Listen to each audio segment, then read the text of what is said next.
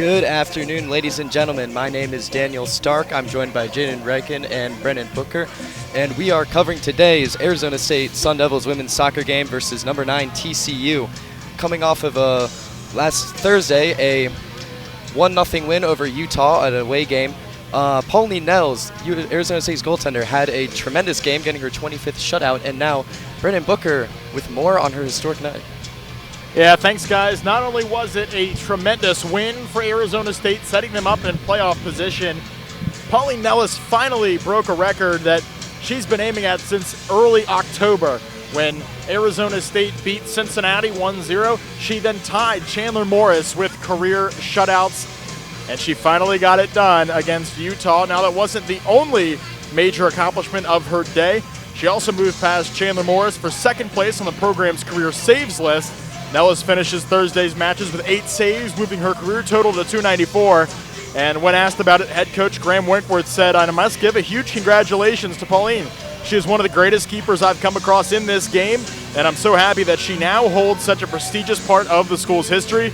This record is a credit to her and all the players who have played with her and who have taken pride in clean sheets over the years." Guys. Thank you. And to point it out, Pauline Nels, she has been an outstanding player for Arizona State this year, and one of the only bright spots in this past month, as Arizona State, until last Thursday, had not won a single game since October 9th. And they've been having a rough month, and they were ranked earlier in the year, and now they've seemed to fallen out of that picture. But with a win over Utah and with a win tonight, hopefully they can start to come back into the playoff picture.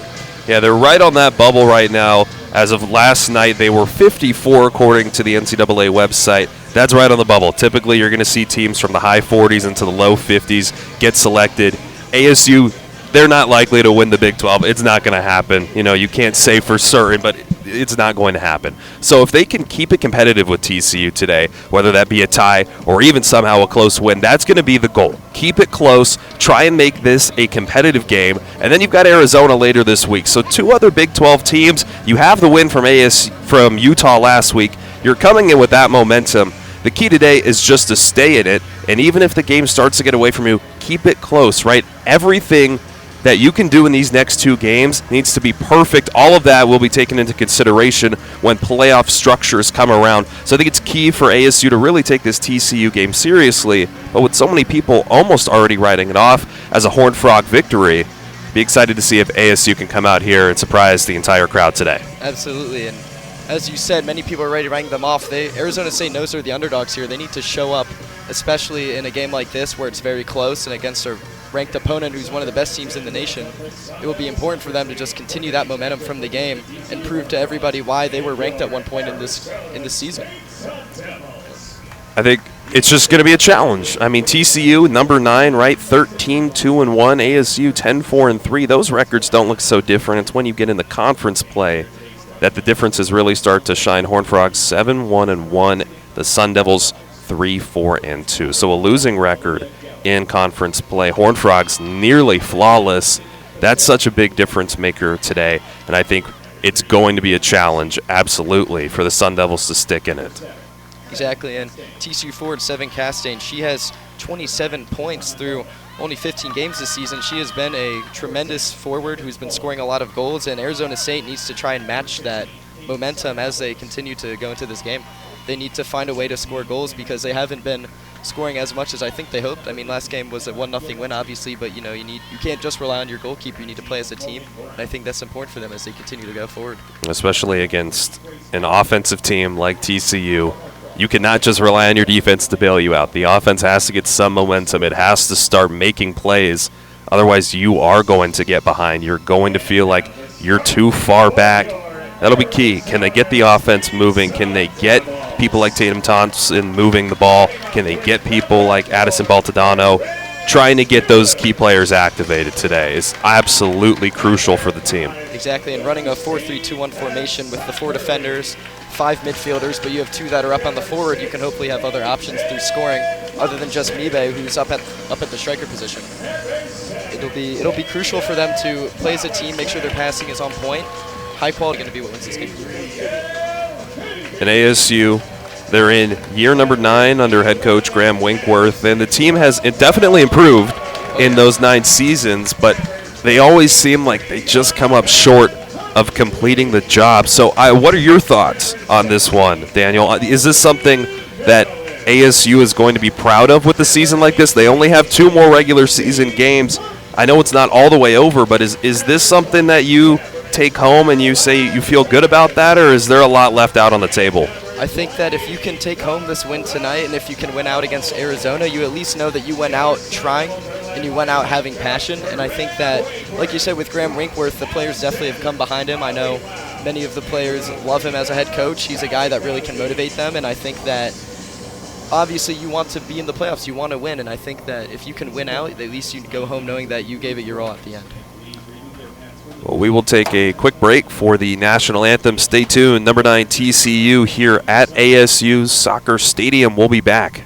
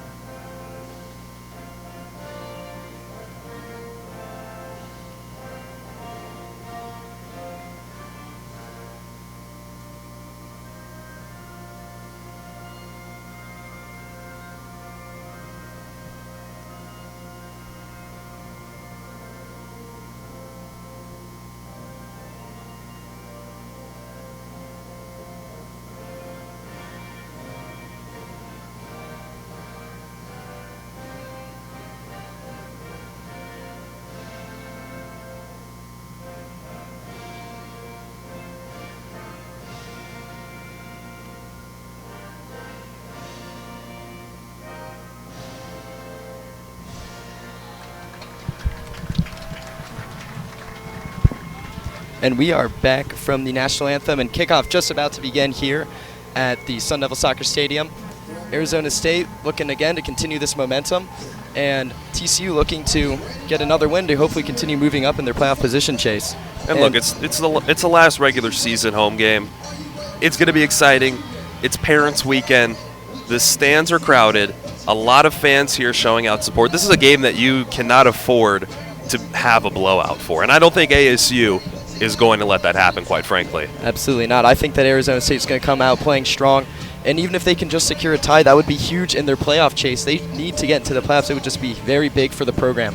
And TCU, just again, looking to play spoiler. Eric Bell, their head coach, he's been with the team for 14 years. Their assistant, Ryan Higginbotham, he's been there for 14 years too. They have experience being a good football program, and they have clearly gotten it going, and they've clearly gotten the structure right, and it's just going to keep going for them. And Arizona State, again, looking to get a great win here at home for their last home game of the season. And you bring up Bell. I mean, he's a star-studded coach. Last year, he won the Big 12 Coach of the Year for his 3rd time. He's trying to make TCU into a powerhouse in the Big 12, and so far they've done that. So you got to think from their perspective, too. Their season's time, it's slowly running out as well. They want to make it all the way.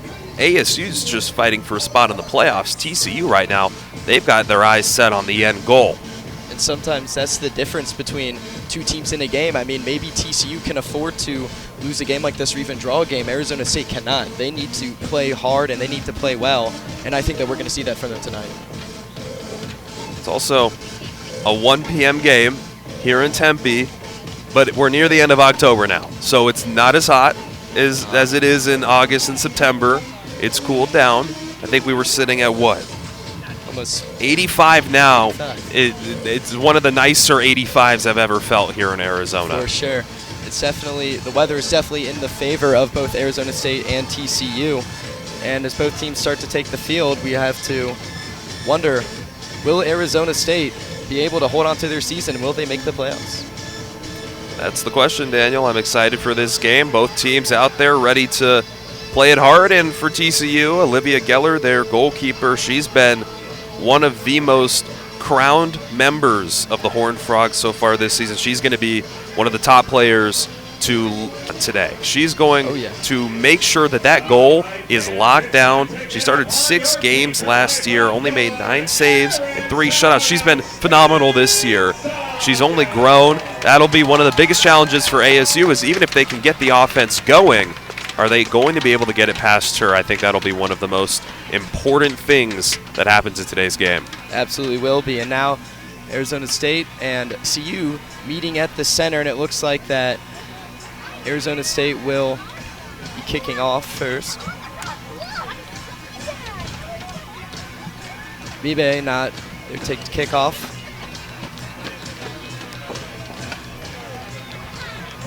Crowd is hyped here. They've been handing out pink pom-poms to hit together for Cancer Night to try to spread awareness. And kickoff just about to get underway. Arizona State looking to continue their momentum, get their second win in a row for the first time in almost 3 weeks. And now that ball is kicked deep into TCU zone, and it will be a throw-in for TCU. Number 17, Patton, taking the throw-in for TCU, and she's looking for a free man. She'll throw it down to Becerra, and that ball was kicked back, and now it's a goal kick for TCU. Geller there to take the goal kick. She's bringing out the ball. Will she kick it? Will she roll it? She'll kick it short to Brown. And now Brown will cross it over to Coppinger. TCU looking to establish some momentum here and get the rush going early into the first half. Coppinger and over to Patton, and now it's blown dead. Play resumes now. Looks like the momentum is currently in TCU's favor. Arizona State tried to get a long ball in to maybe get a striker open. However, that chance was quickly snubbed. Anything have you noticed early? I mean, ASU certainly playing far up on the left side, keeping the Horned Frogs back on defense. We haven't seen it pass that center line. Now we do over on the attack, but certainly ASU bringing the pressure early. They're not going to let TCU just take it up the field. That would be important, and now TCU has been stringing together passes very well. They have not seemed to miss many. And now across back to Coppinger. Coppinger will throw it up to Patton, and her pass over to the right side, and ASU fighting for the ball, and TCU holds on to it still. Great moves from Hennessy. Hennessy spinning around on that near sideline. Great moves, keeps it in, and then bounces it back to the middle. Hennessy passes it back, and now TCU looking to restart their rush. They're across the halfway line now. Coppinger back to Serenopoulos, or Patton rather. Coppinger again, back to Brown. Brown will hold, looking for an open man. She'll pass it over to Norman. Now Norman tries to pass it through, and Arizona State pokes it away there, and TCU able to get the ball back. They'll pass it back to Geller to reset. Coppinger again. Long pass now, trying to spring Castaigne, it looks like, and she'll get there. She'll pass it back to Hennessy. Hennessy through to Patton. Patton over outside the box. Fuller with a shot, saved by Nels. Yeah, Nellis, great moves there in position, read it easily. That's just routine for her. Absolutely, she was able to get that. And props to the defense. They were able to kind of box out Fuller and make it hard for her to get a good shot on goal. Nels with the routine save. As said, and Arizona State gives away the ball, and now TCU is going to take it back. Jolinski with it now. She'll pass it through to Becerra rather. Becerra is still with the ball. She'll take a shot, and another save by Nellis. She's gotten 2 saves already just early into the game. Now Arizona State holding the ball, looking to figure out who will receive it, and Nellis will roll it short to Zackerly. She'll pass it upfield. Now Arizona State trying to go onto the attack. Pass over to Thomason, Thomason rather, and now Arizona State's got a bit of a break. Cross in front, and that ball is kicked out. It will be a throw-in. Well, that was a great attempt from ASU there. They got it downfield. Baltadano crosses into that middle way there, right near the penalty spot. And that was just great move. She was on top of it, just didn't get the foot down. She was kicking with the right hand. It bounces a little high, but the positioning was there. And that offensive pressure that came, everybody downfield, ASU, great way to capitalize on that play, and solid overall. Yeah, Mibe tried to get in front. Unfortunately, she was shut down by the TCU defense, and a great chance for the Sun Devils there early on, even though there was no shot on target that resulted from it. Still good pressure, and that's something you want to see as they're going up against, again, a very tough opponent that you can just keeping to play at their level. And now, looks like that will. Dono kicks it into the air, in the box, and it's wide, and it will be a goal kick for TCU. So ASU's had a couple of chances down on the attacking third so far. I like that. We talked about how important it was to get the offense and actually try to get shots on goal. So I like the way that they're playing right now. It's a good style, and that is the way that if they play like this, they'll have an actual chance at keeping it in close with TCU. Exactly, and it's been a very back-and-forth game so far, but Arizona State has been able to keep momentum that I think many people were assuming they wouldn't be able to. Now here's a takeaway by Baltadano, and she's moving down, crossing into the box. She keeps the ball. She'll get a shot on in front, and it goes out. And it looks like it will, not sure if it will be a corner for ASU. It looks like that it will be a corner for Arizona State. They get another corner, another great chance from Arizona State. Baltadano with the takeaway from Coppinger. And Brennan Booker with some information he wants to share with us. What's going on? Well, you mentioned how ASU always having opportunities with the corner kick, not always converting on those. ASU has had 129 corner kicks this year to only 69 by the opponents. And Baltadano's kick was good, but it goes out wide, and now a shot from Bell blocked and now cleared back out. And it was a really big one against Iowa State. That was the only goal they had in that game. They were able to convert on a corner kick, but this season has been disappointing on the front of corner kicks. We've already seen 2 today from Arizona State and no goals to capitalize off of it. It's been unfortunate for sure, and now as Nellis holds the ball and is looking to get Arizona State's offense restarted. Fizzackerly passes it through to Marces, and she'll hold the ball, passing it. And now Arizona State passes it back to Nels, restart again. TCU's been pressuring very well. That pass in front to Fizzackerly over to Gillard. And now Gillard will put it through the midfield. And Arizona State is able to get it up, but it's picked off by TCU, and now they will have a chance the other way. Arizona State and TCU fighting for the ball at midfield, but TCU seems to be holding on. Becerra through to Castaigne. She's going out to play, and Nunez, or Nellis rather, is there to stop it. TCU and ASU have been very even so far through the first 8.5 minutes, and if they can continue to play like this, they might be able to come away with a tie, hopefully a win. They've had more offensive chances in the past few minutes than TCU has, for sure. And we're about 8 minutes and 30 seconds in so far. Right now, neither team really dominating. I like the way that ASU is keeping in it. Yes, and Patton now still holding the ball. She'll pass it to Hennessy, and Hennessy will race back, trying to find an open teammate, and she'll get it over to Serenopoulos, and Serenopoulos will pass that over to the left side to Norman. She'll throw it to Becerra, who will hold it, pass it up again to Fuller. Fuller moving back. Pass it over to the right side. Racing for it is Coppinger, and she'll get that pass to Serenopoulos, it looks like. And now, not Serenopoulos, Patton actually, and now Patton gets it through to Castaigne. Castaigne with a shot off the side of the net. And 7 Castaigne, it's in her name. It's an interesting name. Let's put it like that. I kind of like it, but she's number 7. Her name is 7. Last season, she tied the Big 12 with 13 total goals. She's one of the most dominant forwards this side of the country. That time a little off the mark, but I would expect a lot more of her throughout today. That was a great chip shot from her, just able to get a little bit of elevation on it. Now a corner kick, it looks like, for TCU. And they're about to take the kick, and it's played in front, out, rebound, and it looks like it will be called offsides.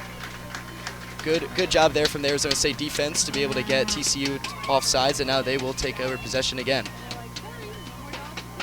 Now Liz is ready. She'll take her kick. And it's picked off by Patton. Patton passes it up to Hennessy. Hennessy into the middle. Over to Becerra. Becerra is picked off, but she gets it back, and now she's holding the ball. Pulls it back. TCU looking to get another successful rush going. Arizona State looking to stop another rush. And now Norman will hold and pass back to Fuller. She's playing a little further back than expected. Patton's been playing further up towards the midfield instead of back on defense. I wonder if that's a strategy from the head coach. And now in front is Castaigne. She's got a chance and she's stopped. And Gillard there to try to get the ball, and she'll kick it out. One heck of an effort on the ground. Castaigne fighting and claws her way to try and keep it on the ground before Nellis could get in there. It was a great defensive play by Gillard. She was right there to smother that chance, and now Nellis was also there as well, able to get the stop. And she's ready to take another kick out and restart this Arizona State rush.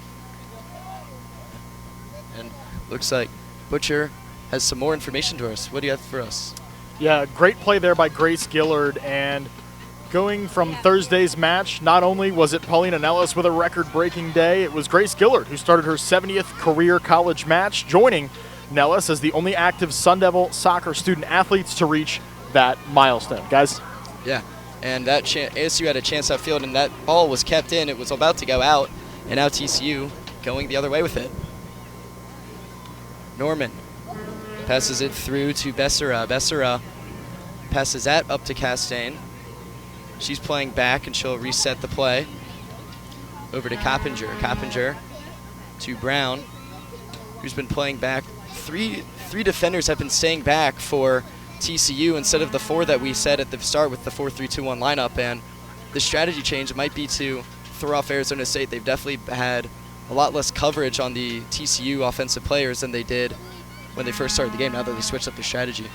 And it's interesting to see how TCU's been past Arizona State's had a lot more breakaway chances, but TCU's been dominating ball possession. Yeah, they're definitely dominating time of possession on ASU's side of the field. For sure, and now Patton moving along the right side of the field, and that ball is picked off by Baltadano, and Baltadano holding it. She'll cross it over to Velardes. She'll give it to Thomason. Thomason on the ball still, and that'll be a foul on TCU. Looks like that. She got too close, and Thomason went down, and Nella's heading out, way out actually, past the midfield line to play the kick. Camden Fuller for TCU was the one charged with the foul. Yes, Fuller was charged with that foul, and now Arizona State with another chance. Lining up.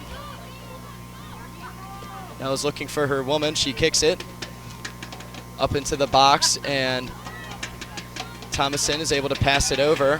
And a shot there, wide by Marces. Just a little too left, but another shot, right? ASU takes advantage of the foul. They get it down there, and even though they didn't make first contact with the ball, they're able to get it out, get a second chance. 14 minutes into the game now, and ASU is still putting that pressure on, even if they're not always on TCU's side of the pitch. Shots on target are definitely what is important in games like this, and Arizona State continuing to show that they are playing at the same level as TCU, at least so far. Now that ball is crossed, and Nellis is there to recover it. She'll pick it up and hold it, and it looks like she's looking for her person. She'll play it to Gillard. Gillard now moving up. She's still with the ball, and she's going to continue it, and then she'll cross it over to Baltadano. Baltadano holding it. Cuts around. She'll pass it over to Noonley. Now Noonley tries to get over to Velardes, but the ball goes over her head, and it's going to be a goal kick for TCU. It's been almost 15 minutes so far. TCU and Arizona State playing a very back-and-forth game. It's been fairly even. And now TCU with another chance to try and get something going on offense. They'll start to move up the field. And Brown passes that back to Coppinger. TCU still passing it around. Now Coppinger again passes it back to Geller, who's also been having a very good game so far. TCU's goaltender. Nellis has been noticeable, but so has Geller. She has also been playing very well. Nellis already with 2 saves today. You don't break the shutout reason without stats like that. Exactly, and she has been playing very well, and she's been active both on defense and on offense, getting that free kick earlier from the foul. And TCU now moving up through the field. Norman passes over to Ulinski. Ulinski tries to pass it up, and it gets there. ASU trying to smother and get the ball off, but TCU keeps the ball. And now Hennessy drops it back to Becerra. And her shot will go wide, but Nellis is there to save it, her third save of the day. Nellis all over the place. So far, TCU has 2 shots on goal, 4 shots in total. ASU opposite, 0 shots on goal so far. Yeah, unfortunately, they have had shots, but they have not been accurate. But with another rush led by Gillard, who still is holding the ball, and she'll pass it, but it's picked off.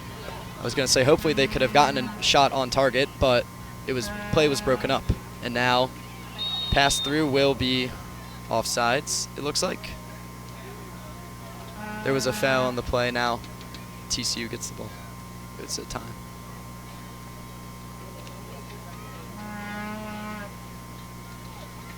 Crowd here, like you said, Jayden, very full, lots of people in the stands, and hopefully that can continue to give the Sun Devils momentum. They've definitely been playing like they've been playing like they're hungry and they need to eat.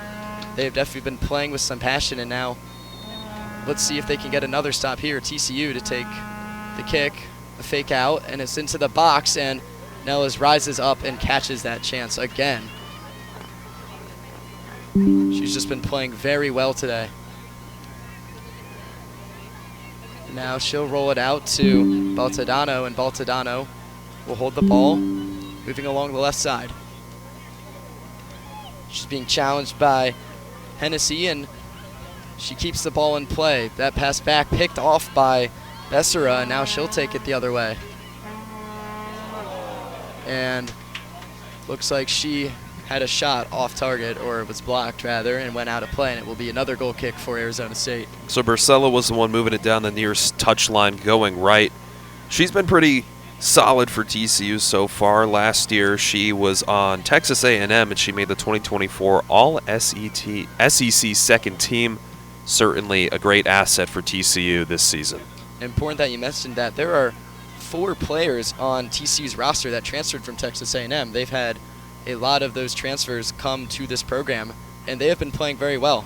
And clearly that chemistry shows, and now Thomason trying to get the ball through midfield, still being pressured, and she will keep it going. But again, TCU and Texas A&M certainly seem to like the mixed players, and now TCU has another chance that Thomason is able to collect, and she'll keep it from being another shot on goal for the Horned Frogs. But they get the ball back again. Arizona State has not been connecting all of their passes.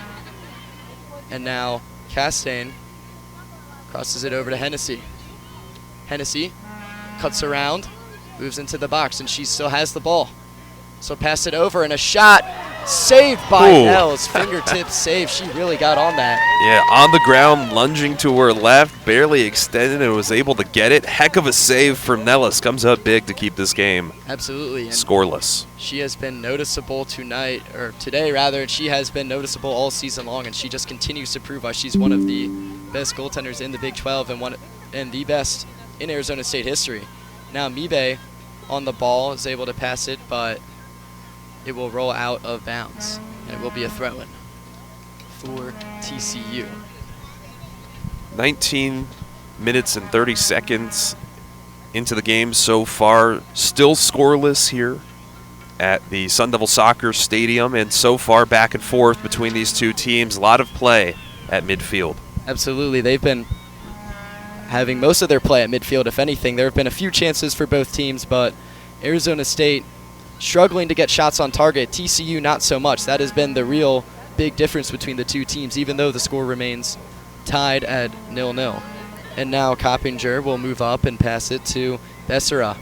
Becerra rotating around, tries to get it through to Castaigne, over to Hennessy, and she'll try to spring Castaigne again, but Nellis is there to stop that chance. And these shots that TCU's taking, they're not powerful shots right now, right? We're not seeing the angles that they want. They're just kicking it just to get it out of there, to move the ball around. So we haven't seen that offense really start clicking just yet. seems like they're trying more so to just get shots on goal that are not super powerful and more quality chances, and that is a foul on Arizona State, and TCU will get the ball. Coppinger kicks it to Brown. Brown's looking. She'll pass it over to Norman. Norman will pass it back to Brown. Thomason the pressure, but it gets through to Fuller at the midfield. And now Norman again holding and passing it back. TCU still trying to figure out their offense today.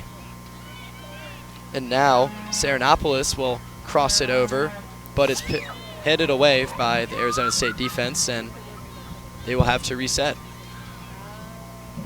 That was a good headbutt away for ASU. Just get it out of there, move the ball around, give yourself a chance to reset, get back in position. Sometimes that's the play that you need to make, not always a play that is the best one, but sometimes you just need to make that play, jump up a little bit out of position, risk it, and in that chance it worked. And that ball rolls out of bounds. It looks like it will be a throw-in for TCU. And the ball is thrown into Fuller, and that ball is crossed into the box. A header attempt, no good by TCU, and now Arizona State gets the ball back, and a foul on, looks like Norman, foul committed by Norman, I should say, and she's going to get a yellow card for that. So the first booking of the game goes to number 9 for TCU, Norman, and Katana Norman, and it will be Sun Devils free kick. And Arizona State, again, has not been a team that has committed a lot of fouls, and we have some more on that from our very own Butcher. Yeah, Arizona State has committed their fair share of fouls this year, but it actually has been very disciplined when it comes to cards. Now 10 yellow cards against opponents to only 6 for ASU this season. Yes, and I should note that there have been no red cards given to any Arizona State players, so they have been a fairly disciplined team, and it's very important for them to stay in this game, play disciplined, and they've had chances right now, and TCU will continue to bring it up. And Coppinger again, she seems to be commanding a lot of this pass in the backfield. She tries to go up, but that ball will be kicked out of bounds off of Baltadano, and it will be a TCU throw-in. And to take the throw-in is Patton, number 17 in purple. She's looking, and she's going to throw it short. She will throw it to Hennessy, who loses the ball. Looks like it was decided that there was a foul, and now Bell will take it. Or no, she won't. Fizzackerly coming up to take it, it looks like. Take the free kick. Arizona State looking for an opening, and that ball is hit down towards Baltadano, but Patton is back to get it. And it will be a TCU goal kick. That's the first time we've seen the ball even get near the goal for ASU. That one on the near corner, excuse me, but we saw the first opening minutes of the game. ASU was able to keep the ball down, at least potentially try and set up something on offense. The past 15 to 20 minutes, it's been all TCU. For sure, and they continue their offense right now with that ball kicked out of bounds, and it will be an Arizona State throw-in, but they have just continued to just show pressure in the offensive zone and really just hold possession of the ball, most importantly. And Arizona State has had very few chances to even get the ball across the midfield line. And now Jeller there to take the free kick, or kick the ball back into play, rather. Brown over to Norman. She'll pass it back to Brown. Arizona State has players up, but TCU still holding possession, and now Becerra spinning and turning, fires it back to Coppinger. She'll play it to Brown. Brown looking for an open player, and it looks like they're trying to get it posted up, and they do. Players posting around and getting the ball through, and it looks like TCU kicks the ball out of bounds, and now it'll be another Arizona State throw-in for Monk, who finally gets the ball in, and TCU gets it back almost immediately, and Castaigne moving. She'll hold to pass it off to Patton, and Patton looking for a lane. Cuts around, passes it to Castaigne, but is picked off by Arizona State. And ASU read that like a book. Patton should have seen that coming. That was a weak pass towards the middle.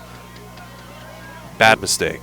It was not the best pass for sure, but Arizona State able to capitalize, and now they are very close in the TCU zone, and they have a chance to hopefully get another shot, maybe even score a goal.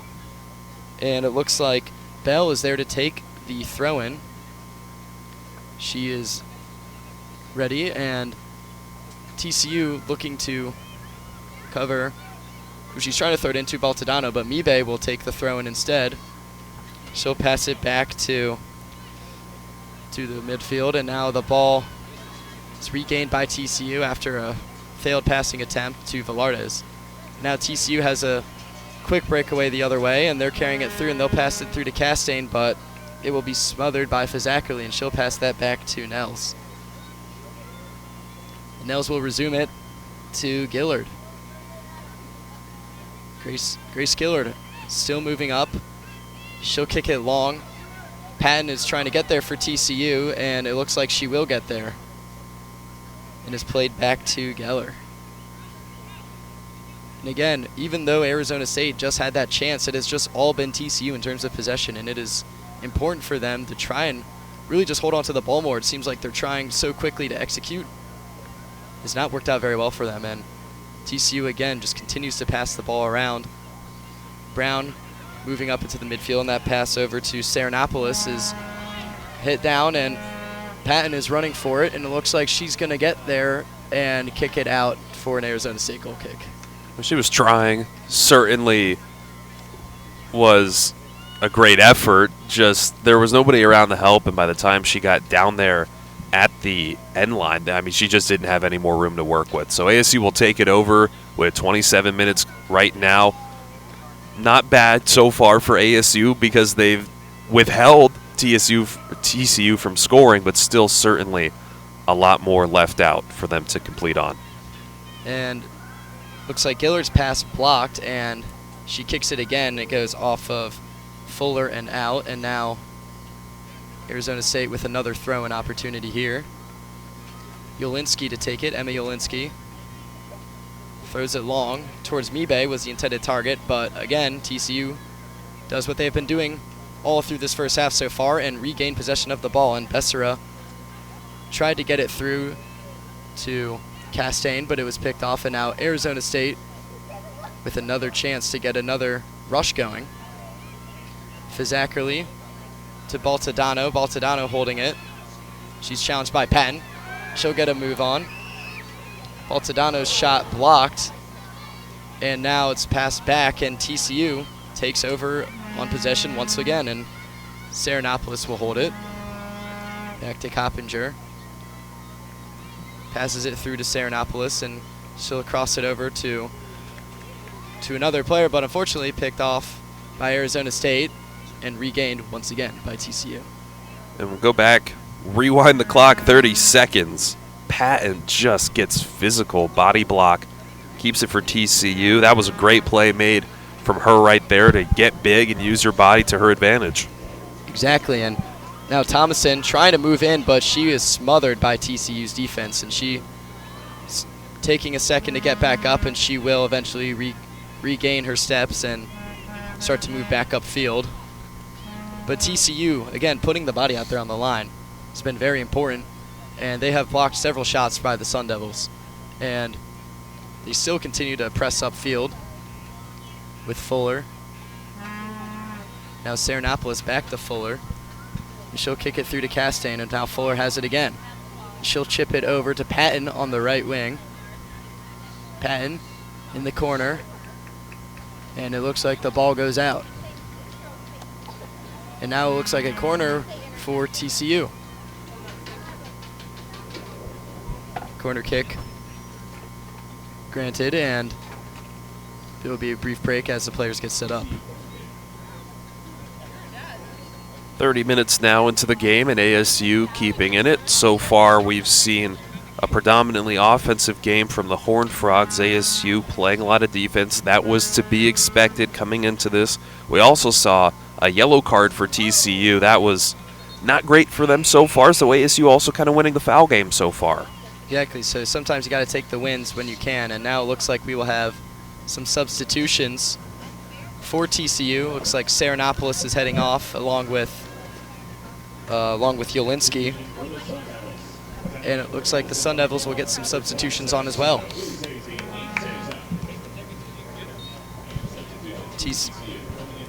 TCU bringing on new players, hopefully to try to spark the offense even more, which has not been an issue for them. So it'll be interesting to see how the strategy changes. And again, TCU gets the ball and they pass it through, but Gillard is there to try and get it out, and she will. That chance stopped. ASU playing great defense once again now that we see the physicality over on that far touch line, moving down into the corner. And that ball will roll out, and it will be a Arizona State goal kick. But again, TCU has just been playing so dominantly this game, and it will be important for the Sun Devils to continue this pressure and to hopefully get more shots. They just need more shots right now. And that pass is picked off, and now TCU will hold it again near the box, and now it'll be passed back out. Number 15 holding it, pass to Patton. Patton through to Castaigne. Castaigne, her shot blocked by Arizona State, and they'll be able to get a little counter rush here. Now Mibe holding it. She'll try to pass it up, but it's picked off once again. This time Norman with the defense. It was a great effort. Good effort from TCU. Again, they have been playing a very hard-nosed style of gameplay. They've been passing very well too. Their passes seem to connect and be very crisp. Still holding back here is Brown, and she'll pass it up into the midfield. TCU moving through. Pass over to Hennessy. Hennessy back over the midfield. Sun Devils try to get there, and they're able to kick it away.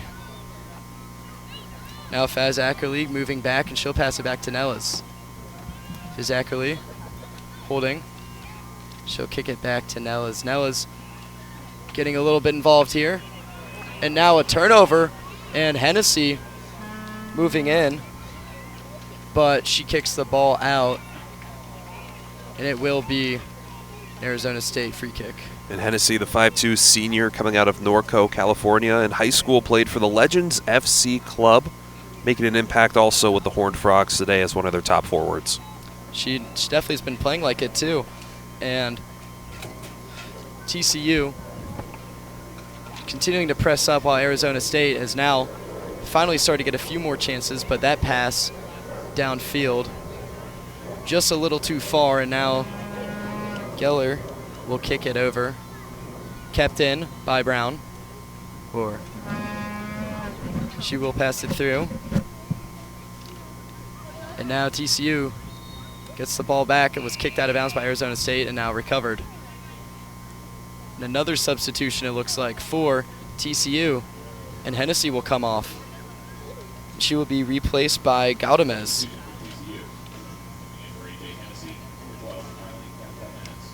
Gaudamez coming in for Hennessy, who has definitely been noticeable through this game. Yeah, both teams have had to be pretty deep this year, especially Arizona State's Olivia Herrera, a backup goaltender, play the field, their last home match here. But also, when you look at TCU, 11 different individuals have scored a goal for the Horned Frogs, and those 11 different have combined for 34. So both teams use their benches, they use them deep, and they use them pretty effectively. And for a team to be so good, you're going to need deep players, and we will get a stoppage briefly for an injured player, number 10 Fuller, down on the ground. And there will be a brief stoppage here. Which, to that note, is the last thing either of these teams need. Especially TCU. Right. And, both teams have, like I said, had to go deep. They've had to play it. And TCU, in all reality, is looking at things a lot greater down the line than Arizona State is. I mean, TCU with a win, in all likelihood, secures the #1 seed in the Big 12. I don't think technically it does. You're probably going to need a win and a draw or a win and a win to officially do it. But a win here goes a really long way to getting that 1 seed. And this is a team that can no doubt make a run come NCAA tournament time. So injuries for them go a lot deeper than just having to go farther into your bench in a regular season game.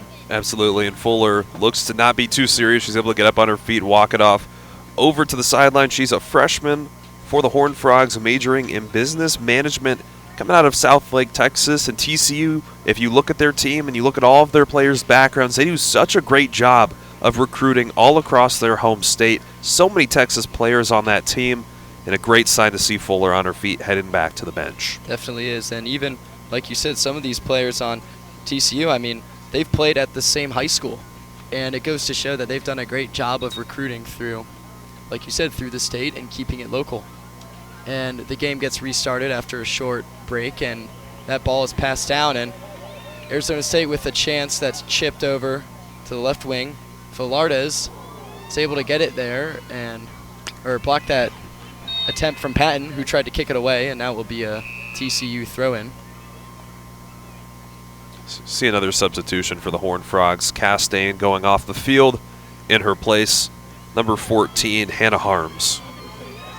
And TCU definitely starting to use their bench here a little bit, and it's important for them because they don't need to play their starters. They're in a good position. Arizona State definitely keeping most of their starters on the field so far. And that ball was played out of bounds by Gaudamez, and Arizona State will be able to get a throw-in. Good chance here for them to get something going. They played that defense very well in the corner. They get it back on offense probably about 10 seconds later. This is a great scoring opportunity for ASU here, and if they want to get points on the board, this will be one of those key situations. Ulinski's throw-in is headed away, and TCU is able to get a break. But Arizona State recovers, and it's played through by Bell, who will pass it back to Noonley, who will send it all the way back to Nellas. Nellas playing very the box, actually, and that ball is passed again back into the box. And Nellas kicks it out, trying to get it to Bell. Bell's being pressured by the TCU offense, and that ball is played out of bounds, and it will be a TCU throw-in. Throw-in, taken short, and it's played back to Patton. Patton to Coppinger. And she'll hold onto it and pass it over to Brown. And now Norman on the left side of the field will get it through. And it will be reset now, pass back. TCU still playing fairly conservatively with their passing, trying to string them together. They're not afraid to take a little longer, and now Norman with another chance. She'll kick it up down to the field. Now a chance for TCU in front, and smothered once again by the Arizona State defense. Great defense. Great plays being made.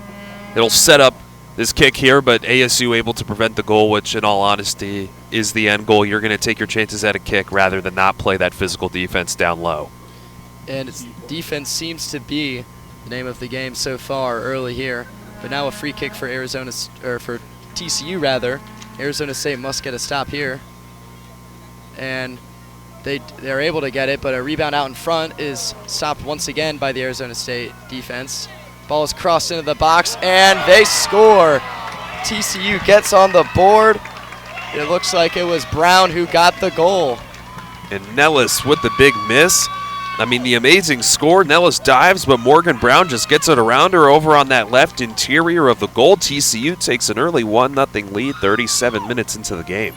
And that was just you could feel that was coming for a while. TCU just pressuring over and over again, and Arizona State unfortunately just gives up a open lane, and TCU is able to score the goal. And now we will start another kickoff again or another face-off rather, at center field. And now Now a lot more to add, and Bucher has something important for us. Yeah, this isn't the first time that Morgan Brown has killed the Sun Devils. There was a goal in the 5-1 victory in 2024 versus Arizona State. That was October 13th, 2024, that she made that really just kind of broke that game open and led to a pretty difficult defeat in that Big 12 game last year. And she notched 3 game winners in 2024. This is a really good athlete who just struck it past Nellis. And yes, Nellis has the record breaker this year, and she's definitely had some that she potentially could have had. And maybe that one adds to the list of ones you look back at and say, that's why maybe the season hasn't gone exactly how you like it.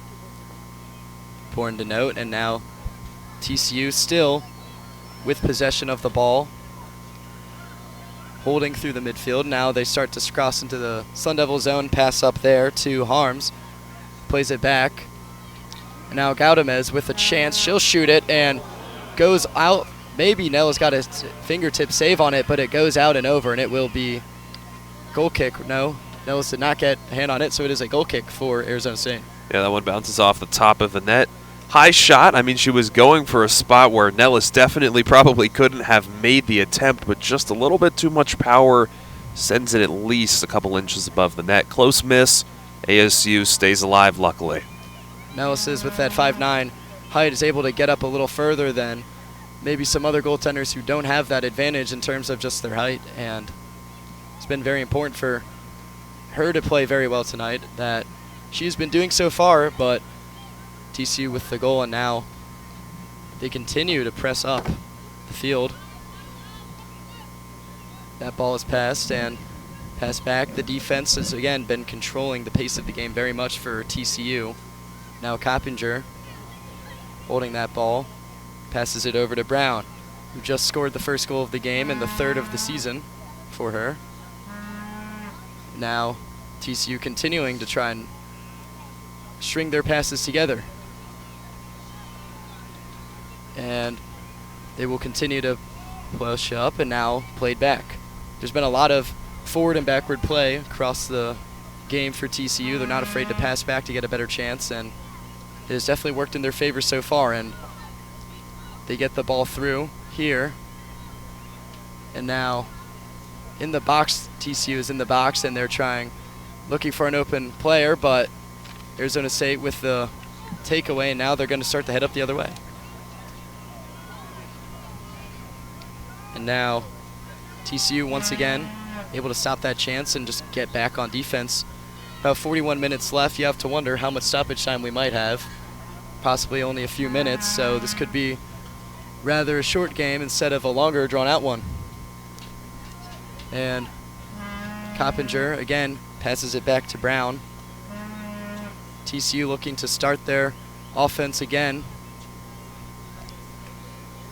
and they're still holding it back. Lots of passing from them, trying to find the right lane. Brown plays it over to the left side, and that is played back to Coppinger. Coppinger kick it back to Brown. She'll pass it through. TCU moving up. That ball played, and now they're heading down the field, a pass through, and the ball goes wide for another goal kick for Pauline Nellis. 41 minutes and 39 seconds into the game so far. If you're just tuning in, TCU leads 1-0. The goal came a few minutes ago from number 19, Morgan Brown. Nellis diving to make the save, could not get there in time. It's been a pretty defense-oriented game for the Sun Devils as TCU continues to push it on offense, and right now they haven't come up with results every time, but they are winning the game with that one goal. And now TCU again continues to hold possession, and Coppinger will play it back to Brown, and now Brown will play it across to Baker.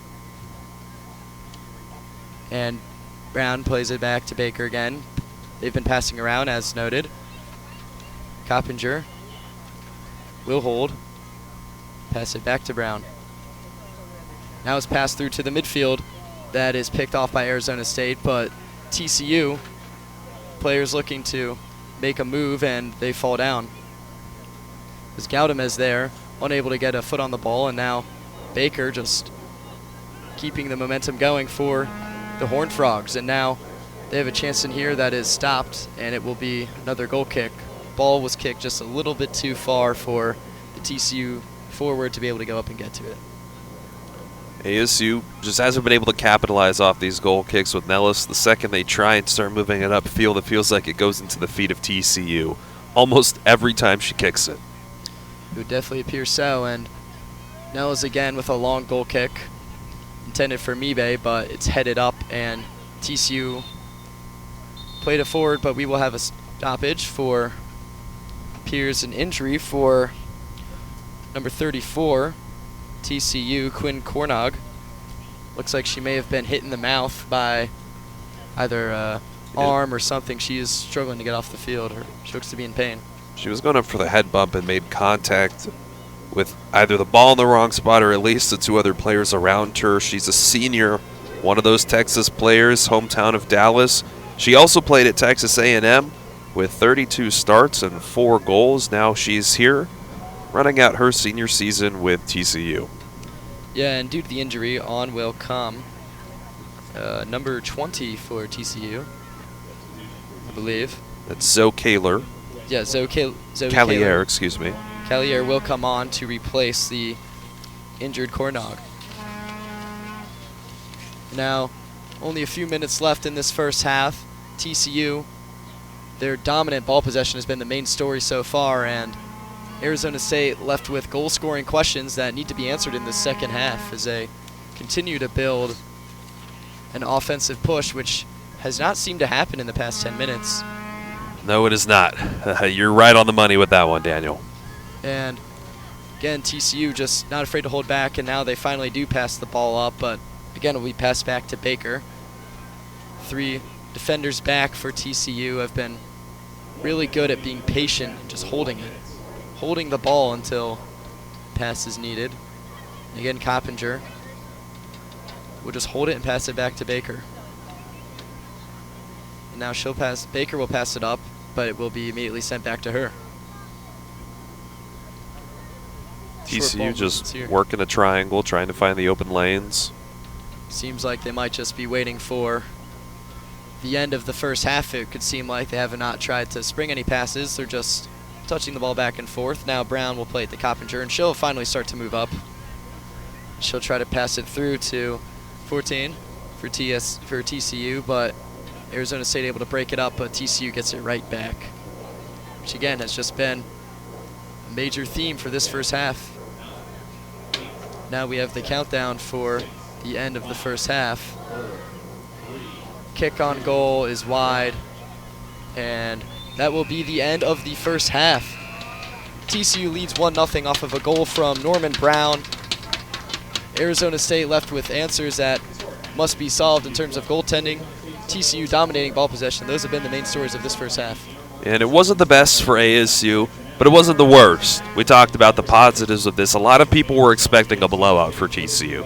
Halfway through the game, nobody's going to consider a 1-0 lead a blowout. If ASU can get something on offense and at least either maintain this defense that they've been playing. The only goal coming off of a near miss from Nellis. She's been on top of it in the goal. I think ASU is playing defensively just about as well as they possibly could. So if they can do that in the second, I would expect a lot of great things for ASU, and this could potentially be that close game and this win that would absolutely help ASU with their playoff chances. It would be huge for them, especially since they're sitting very close to it. And now we have a short break coming up, and we will, well, sorry, first of all, Bucher has something quick to add, and we will then go on to the halftime break. What would you like to add? Yeah, looking at things right now, just from the stats here at halftime, one thing that pops out is TCU has played through 19 different players in that first half. Arizona State is only at 11, and TCU has the depth to really make a run when you look at things and how they've gone early on in this game. They continue to bring in new players and continue to really have great opportunities. 4 shots on goal for TCU, 0 for Arizona State, only 2 shots in total for ASU.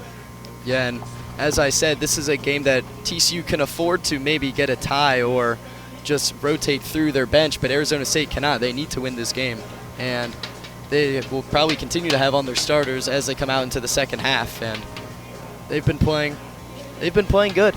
And that's all we have for here for the first half. We have a brief intermission, and then we will get right back to you. I'm Daniel Stark, and I will see you all soon.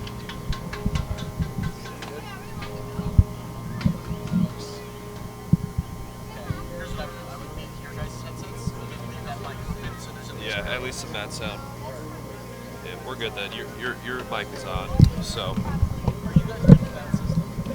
With what? Yeah, tap in. Yeah, that's your network. I'm not gonna lie, bro. We lost, we muted. Yeah. All these substitutions kept throwing me off, bro. Like, just kind of like,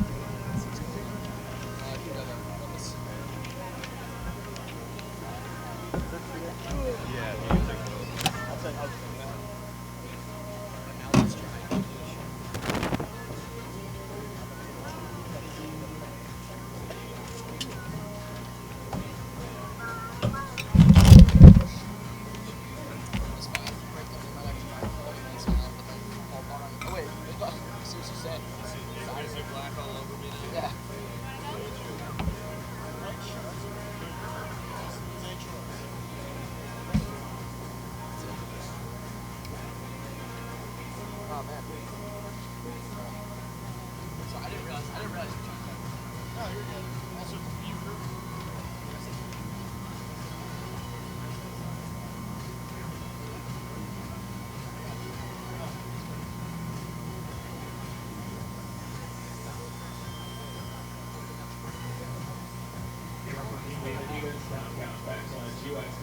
ASU sponsoring savings shop for the Sun Devil campus stores.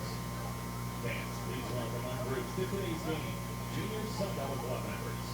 Smash FCU 13 girls. RSL South Royals. Group Appreciation. GYSA Firecrackers. Glitter Golden Getters. And Katie's Rising FC North Valley.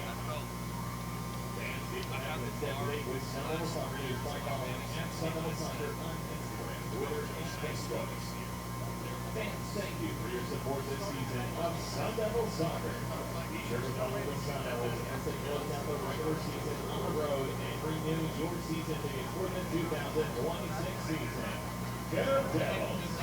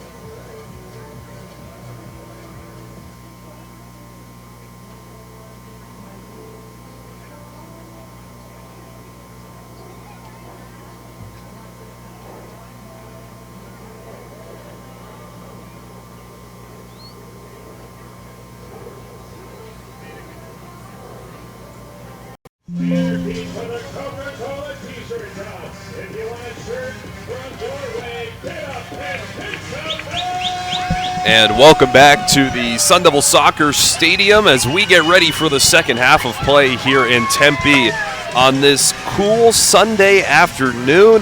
TCU leads 1-0 heading into the second half. They had one close score that Pauline Ellis just narrowly missed. That one made by number 19, Morgan Brown, to put the Horned Frogs on top. Jayden Ricken alongside Daniel Stark and sideline reporter Brennan Bucher, who we will hear more from later. Daniel, first half, what are your thoughts on ASU's performance? Arizona State's performance was surely not what they expected. TCU really just dominated ball possession. Every time it felt like Arizona State had something going where they could get a pass upfield, it was immediately snuffed out by the TCU defense. And got to give credit to their back three defenders, Brown, Coppinger, and Patton actually started back on defense, and then she moved upfield to play more on the wing, which I think was a smart strategy because it kind of drew Arizona State out of position. And again, TCU just continuing to have possession was a huge part of their great first half performance. So as we get ready for the second half, ASU moving to the right, TCU moving to the left.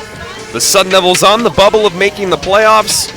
They're looking for any positives to take away from this game. A win, a tie, or a close loss, right? When it comes down to picking those hand-picked teams for the playoffs, you're going to want to make sure that you have some close games with a tough team. TCU number 9 in the country right now. If you could end the game right now, only a 1-goal loss, that might actually do works for the Sun Devils. So TCU starts it off, moving back on their side. Up the right flank, now they're pushing it into ASU's side. Back to the middle, now at the center circle. ASU has it, pushing on the attack on the far side, moving down the touchline. Still dribbling. Pushing a little further, we see a pass. About to go around, shot taken. And into the hands of Olivia Geller. So ASU pushes it on offense to start off the second, just not quite in prime scoring position. They've had a lot of shots that just seem to be right off target or go slightly wide. They need to start to get more that are really on goal and force Geller to make a save. As we continue, they're going to go back to Geller. Geller just kicks it out over to the left. It's Fuller. Fuller gets rid of it. Now on the near sideline, it's Becerra. Becerra moving. It's a 1-on-2. Passes to the left. Now on Sun Devil's side of the field, they're working back towards the middle. Becerra passes once again, rotating around. Behind the center circle, retreating slightly, TCU pushes it back up. Kate Saranopoulos has it. She'll move it back. So a lot of back and forth at the middle near that center line. They just reset the play when it's needed. Sometimes that's better. And now TCU with a chance here. On the far corner, kick taken, ASU block made. It's not Nellis. We see a kick that brings it out from number 5, Lucy Fazackerley. There you go. Yeah, Lucy Fazackerley. She's been playing very good defensively tonight. I mean, she's 5'11", one of the tallest players on the team for the Sun Devils. She's been really just great at making these defensive plays when it's mattered. And now TCU with a corner kick from that kick out, and now that'll be a corner kick on the far left side. Sydney Becerra there, the junior from Flower Mound, Texas. In swings it near the goal. Too far. ASU has it. Still Horned Frog members down low. ASU will kick it out. TCU with another chance, keeping it along that attacking third on the offense. It's been good for them. They've been able to once again get downfield and be in the Sun Devils' half, and that's going to be something they look to just continue, is that ball possession, as I mentioned in the first half, where they just heavily outnumbered Arizona State in terms of minutes with possession. Working near the arc, TCU has it. ASU in great defensive position. AJ Hennessy over to the right side. Kick is blocked. Another one in off the left side. So that one misses narrowly. Pauline Nellis was there for the save if it went more inside, but the left kick is off. And now ASU will start all the way from their own side of the field. Pauline Nellis to get things going for the Sun Devils. 48 minutes now here in the second half. TCU up by 1. ASU moving it to the right at the Big 12 logo on the far side. Going down that touch line near the middle. Horned Frogs make the contact. They'll get the ball. So now Horned Frogs will throw it in. It's Cameron Patton. Ball will rotate back. Moving around now by the center circle. They'll kick it to the logo. At the pitchfork, ASU moving well. Kicks outside. Past a few more Sun Devils. TCU still has it near the touchline, right by their bench. Go back right. Keep it at the center line. Moving around now, Becerra has it. A pass over now to Castaigne down low. Castaigne feels the pressure, breaks around it, takes a shot on goal into the hands of Nellis. Great save. Just been, again, with that save earlier, I mean, even if the shot, which was far left, even if it was closer, she had a clean beat on that ball. She would have been able to get there, block the save, and now she stops another cross-crease pass once again. Pauline Nellis bounces it out to the center circle. We see a headbutt as TCU has it. They'll give it straight back to Peyton Marces. Marces kicks it, passes to her teammate over on the far touchline, moving to the right. Still dribbling, keeping the pressure, working more towards the corner. Marces moving. Great ball movement. It's a 2-on-1, falling to the ground. TCU does, and we'll see a foul. Yeah, and they're just able to just stop that offensive chance right there. They really just clamped down on Arizona State. Brendan Bucher, our sideline reporter, has more. Yeah, we're seeing a really good showing today from Arizona State administrators and athletic staff, and Graham Rossini, athletic director, and you got J.J. Van Neel, of course, with a deck of cards in his hands. Not sure if you guys knew about his ability to shuffle and do card tricks like a professional. I'm not kidding. He can legitimately do magic tricks and card tricks, and it's a big part of his way to get with his team and be an emotional guy with his team and connect with his team. But many administrators and athletic staff down there supporting the Sun Devils. Thank you for that report. Now ASU has it. We'll see a foul called right at the logo.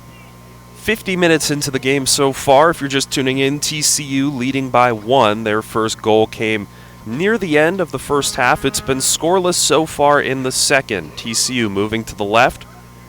A pass over to the far side near the touchline out in the flank. We'll see a pass over. TCU trying to push the attack. Great pass towards the middle. Patton has it. Loses control now. ASU moving the other way. Tatum Thomason kicks it downfield. TCU waits, turns it over. Back and forth. A lot of pressure right now when ASU moves it downfield, Daniel. Absolutely, and Arizona State starting to finally get passes going as a foul is called on Arizona State. But I want to look over at the sideline really quick. TCU is keeping their players warm. They have them constantly warming up, getting ready to go in. And Arizona State sideline, not as much motion, a lot more keeping your starters in compared to TCU seems to be ready to just rotate their bench.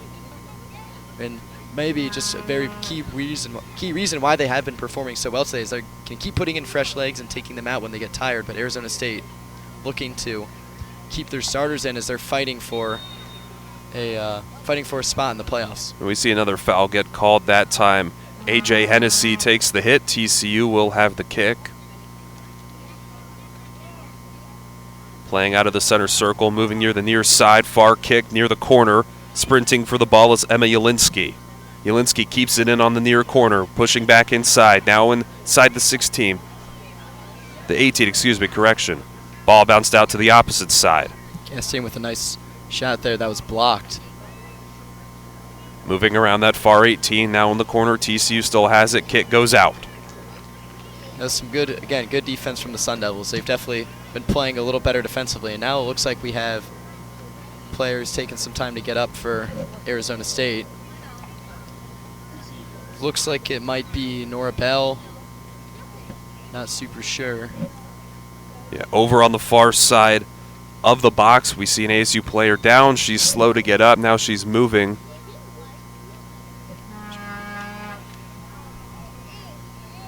Heading off the field is injured player, but Nora Bell jogs it off. The freshman out of Kamloops, British Columbia. She's still good. Looks like she's going to play the throw-in. Or rather, not play the throw-in. Actually, it's a corner kick, but looks like she needed to tie her laces. Now she's heading back onto the field. Jog to the side to tie the laces and then jogs right back. To each their own. Might be better to just take a moment if you need to catch your breath than let yourself get hurt. And that corner kick goes into the side netting. TCU had it on the far corner and just too much of a swing inside. ASU will have it moving to the right. 52-30 is our time here at the Sun Devil Soccer Stadium. Jayden Ricken, Daniel Stark on the call today for Blaze Radio. We appreciate you tuning in and dialing us up on Blaze Radio Online. 1-0 TCU leads. Nellis gets ready for the goal kick. Looks like she's trying to get them to move further up, wants to get a more offensive approach. She'll push them up. She'll kick the ball. It'll bounce short of the center line. ASU will make first contact. Now over near the bench, moving around. Goes out. TCU has it. Quick throw-in. On the attack, it's Castaigne. Setting around. Left kick. ASU's there to crowd the box. They'll get it out. Back to the center line, moving around. TCU has it. On the back. Rotating around, trying to wait for the perfect pass opportunity. Moving past the center line, now they'll go back onto their side of the field. Horned Frogs still have the ball. Kick up. ASU trying to make an attempt here. They'll move it over now towards the near side. Kicking. Down low, inside. Right by the 18.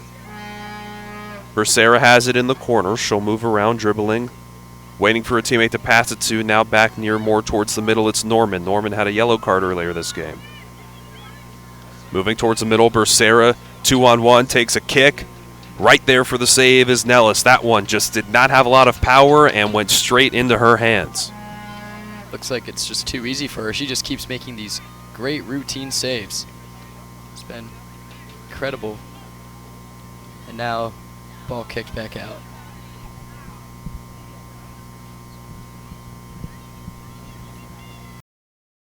And we welcome you back. Apologies for the technical difficulties. We're here in the second half of this ASU soccer home game. TCU in the lead by 1. 55 minutes on the clock. ASU still scoreless. Horned Frogs on the attack. It's a one-on-one situation. Castaigne kicks. Nellis saves. What another amazing save. She's just been doing that all game. She makes it look too easy. And now it looks like Bells is down again. Oh, no. Nora Bell went down a few minutes ago, and she's back on the ground. So she almost walked it off. We saw her slow to get up, went near the bench, tied her shoe, and then jogged right back. And it looks like she is down again. Yeah, and again, Nora Bell, freshman out of Kamloops, British Columbia. You know, she started 15 out of 16 games this season. You cannot afford to lose somebody like that on your back line. Somebody who can just play good defense, and she's down right now, and it doesn't look like she's getting back up quite yet. And let's throw it down to our sideline reporter today, Brennan Bucher, for an update on today's matchup so far. Well, of course, you've got Bell down now, and we're now, as I've mentioned earlier, getting back into a situation where ASU is going to have to roll deep. Graham Winkworth said in an interview a few weeks ago that I'm looking for anyone healthy, and who knows, we could see once again Olivia Herrera back out on the field as a position player. Who knows, but an ASU team that's going to have to once again dig deep and find players, anyone who's healthy. And, you know, the funny thing about the Herrera situation is goalkeeper is probably where, in all reality, they're deepest. You got Herrera, you got a freshman, Izzy Dunnick, behind her. So there could be some odd lineup changes here for Arizona State, especially with Bell down. We appreciate the update. And, Daniel, your thoughts? Yeah, well, both teams have now gone to the sidelines. It looks like we will get an extended stop, and, you know, it just really hurts to see, especially somebody who's just, you know, it's their first year in their collegiate career, and you expect them to just do well, and you really hope for them to do well, and for them to go out with an injury like this at the end of the season, it really is sad to see. And she has not moved since she went down. It looks like she's in quite a bit of pain, and now it looks like they're going to be substituting her out. They're trying to get her up, but looks like she still needs a few moments. And while we wait for her to get up, let's talk more about what this game might mean for the Sun Devils. They're 3-4-2 in conference play. The Horned Frogs 7-1-1, likely to take the #1 seed in the Big 12. ASU still fighting for a chance to even break into the playoffs. Daniel, how do you see this game playing out with a win for ASU, and then what would happen potentially with the loss or a tie? I think a win for Arizona State would be huge. I mean, you're beating the number 9 ranked opponent in the country. That is definitely speaks to your program and speaks to the strengths of it, and that you have the capability to beat a quality program. I think when you get into a tie or a loss, I think a loss 100% would kind of conclude the season, so to speak, even though there's another game to play against University of Arizona later this week. Definitely would stop your chances of a playoffs. But if it was a close loss, maybe you have that chance. But if it was a tie, that makes things interesting, because then you have to consider both sides of the game. Were they playing well defensively? Were they playing well offensively too? So coming up, ASU has it following Bell's extended injury. She was able to walk off over to the sideline, and we wish the best for her. Ball bouncing around at the center circle. ASU has it, now TCU does. The Horned Frogs have been great when it comes to center circle chaos. They always seem to come out on top with the ball. Just in general, mostly, they seem to always be able to string their passes together and find an open person with another great pass there from Coppinger to Serenopoulos. Serenopoulos moving around, the redshirt freshman. That one. Offsides. Offsides. TCU just getting ahead of the ball. Serenopoulos played club soccer in high school for the Colorado Rush, where they won the 2022 GA Champion League. And you'll find that as another common trend between all of these TCU players. Star-studded high school careers, now they've moved into college. You're seeing the same exact thing. They just continue. Seems like they've got winning built into their DNA almost. TCU bounces it back to ASU's side, and we will get a throw-in for the Sun Devils. Over on the far Big 12 logo, moving to the right still. ASU waiting. Gallup steps forward, thrown, bouncing around. TCU makes contact, but the Sun Devils have it. Kick past the center line, bounced out. Another throw-in for the. They're keeping the tempo up. They're not waiting on these throw-ins right now. They're just go, go, go. Sometimes that's what you need to do to just catch the opponent off guard. If they're expecting you to take a second, sometimes you got to force them to react, and that can get them out of position or force them to make a mistake. So ball now hanging around that far touch line on the offensive side of the field for ASU. The Sun Devils still have it. Now they're moving. 3 Devils in that triangle trying to find an open lane to potentially take a shot on goal. With the ball bounced out, we saw a kick there taken from Meeb. TCU with the contact. Now we'll have another throw in for Arizona State. They've gotten quite a few. They've definitely been playing a little better this second half so far. They need to just keep this up if they hope to get back into the game and really have a chance of making the playoffs. High throw in bounces straight to TCU. TCU will headbutt it now. ASU has it. They try to reset it at the center circle. TCU makes the read. Great turnover from Castaigne. Castaigne bounces it out to the far right side of the field. Now back into the middle. Sydney Becerra dribbling straight through, trying to get it to Castaigne, won't go. Back on the far side, ASU working to the right. We see a push, no foul called. Sun Devils still pushing in momentum. Back towards the middle. TCU with the great pass. They're going to slow it down right at the center strip. They'll move it backfield now. 58:30 on the clock. Horned Frogs in the lead by 1. They're going to give it back to Geller. Geller, the sophomore out of South Lake, Texas, ranked the #1 high school player going into college. She's definitely been playing good too. She's been very good all season long. I mean, having a .722 save percentage. Nels has a .781, so they've both been playing at elite levels this year. We see it boomed from TCU downfield. 3 Devils to 1 Horned Frog. ASU comes out on top, and now a miss. Trying to kick the ball. Grace Gillard misses. Luckily, it'll bounce back to Nellis. Nellis waiting. Kicks it out on the near side.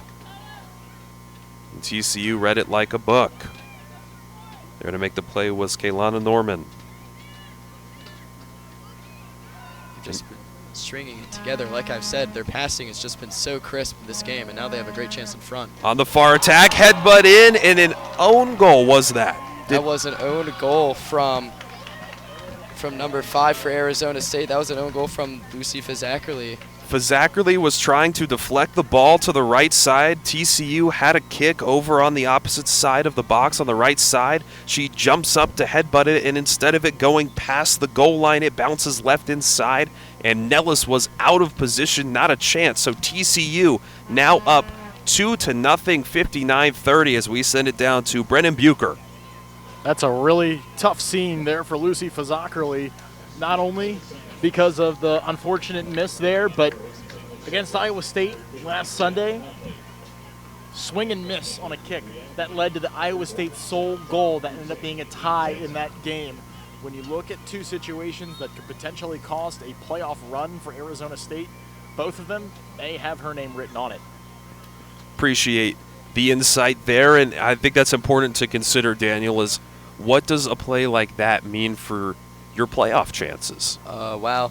I definitely think that it affects the team more morally than anything. I mean, an own goal is brutal in any sort of league, even in the major soccer leagues in North America and in Europe. An own goal is crushing because you've worked so hard to keep it close, and then you put yourself behind, not because of the other team, but because of your own mistake. And I guess the best thing you can do in that situation, which Fazakerly seems to be doing, is just move on, keep playing defense, and hope that your team can find a way back in it.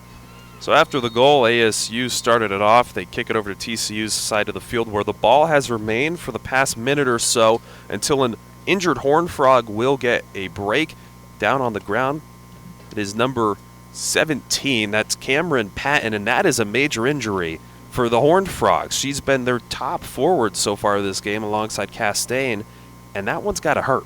Absolutely, and like I said, Patton normally played on defense, but this game they've been pushing her up more towards the midfield and the attacking side of the ball. And she's been playing very well. She's been controlling her passes, able to get them in front to get the midfield a chance to get a shot, or even hustling like we saw her do earlier down to the field to try to cross the ball. And she's been a key player, and as she receives medical attention, you got to wonder, will this also affect TCU? And even though they have a deep bench, you can only have so many players go out, and now she's standing up, and you have to wonder if this will maybe hurt them negatively as well. 60 minutes and 13 seconds is how far into this game we are. The Horned Frogs in the lead 2-0. It started off with a goal from Morgan Brown near the end of the first, and then just a couple of minutes ago, an own goal from Lucy Fazakerly on the Sun Devils to put them down 2. And you've got Arizona State can just move past this, because some teams, they just get in their head and now they're scared to make a play that might be the good play to make because they made a mistake earlier. As a player, you just got to get out of your head sometimes and just focus on the game. TCU has it following the injury. They're going to start around their own penalty box, and now they're going to kick it out on the far touchline. Back inside. ASU still putting the pedal to the metal. We'll see a foul called. Go TCU's way as well, it looks like. Too much physicality on the pressure there. The Horned Frog taken down was number 15.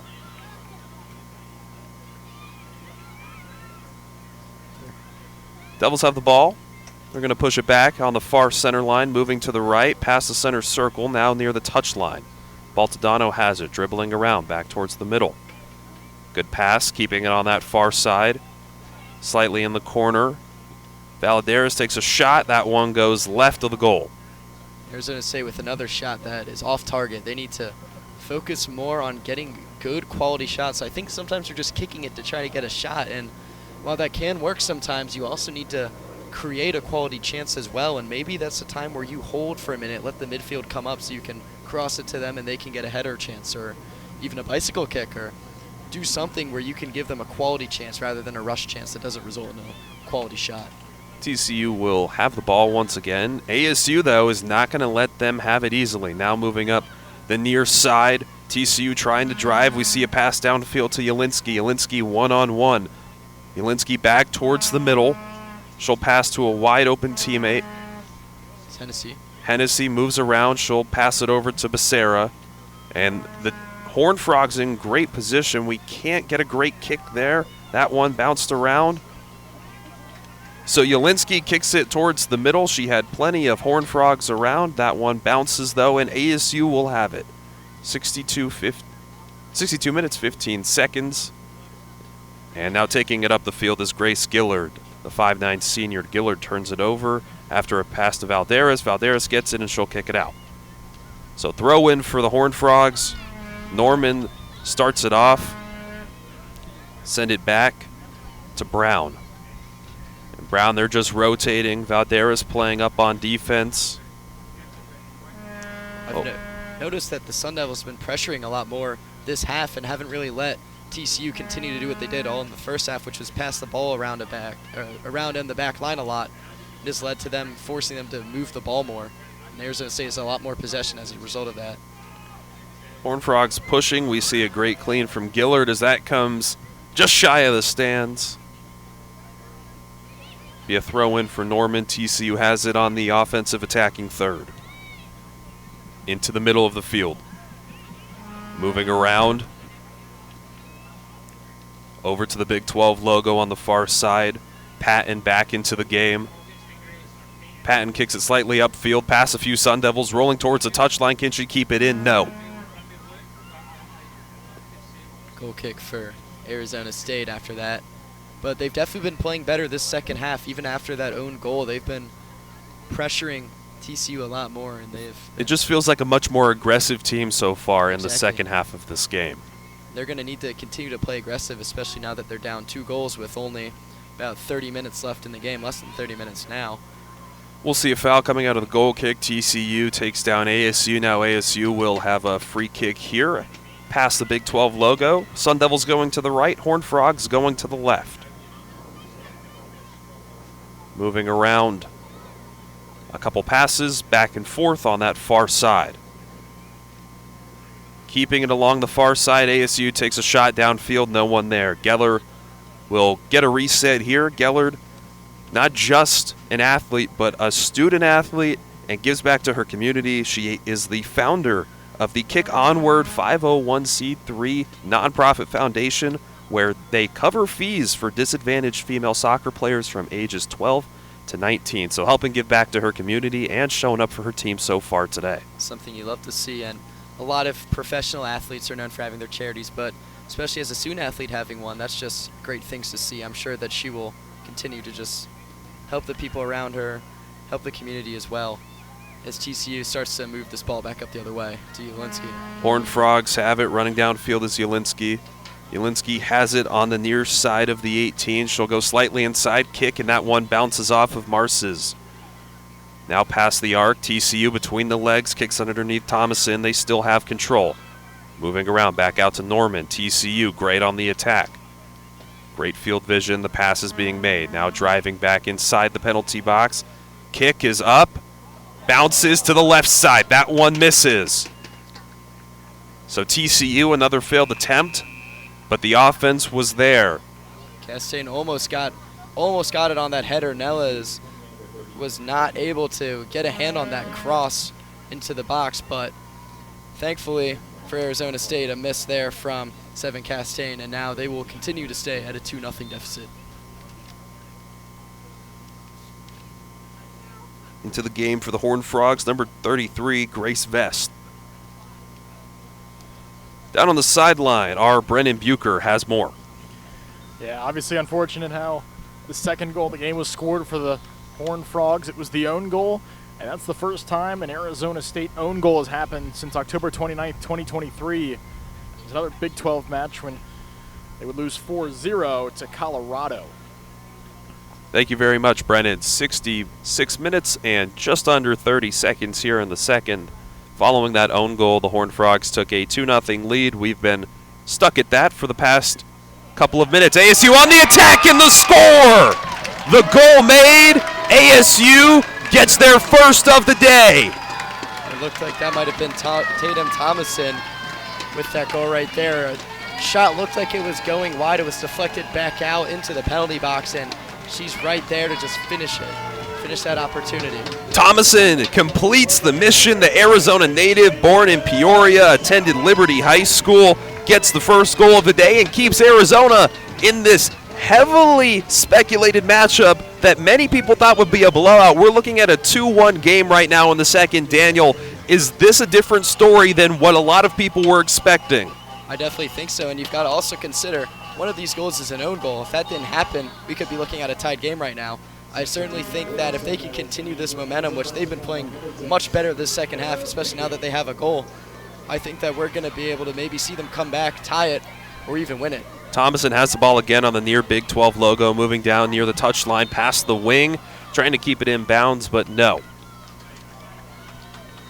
So TCU will have it once again, but you're entirely right when you say that ASU has been so much more aggressive, and we've seen them actually, I feel like, dominate the time of possession on the opposing side of the field. A stark contrast from what we saw in the first half, where TCU was down in ASU territory for the majority of that period, and ASU trying to make a fight right now. They're up against the number 9 team in the country, and a victory today would certainly do work in trying to help make the playoffs. TCU has it now on ASU's wing on the near side, driving inside. It's Vest into the hands of Nellis. Nellis going to throw it downfield to Thomason. Thomason on the near side, crosses the center line, pass straight into TCU.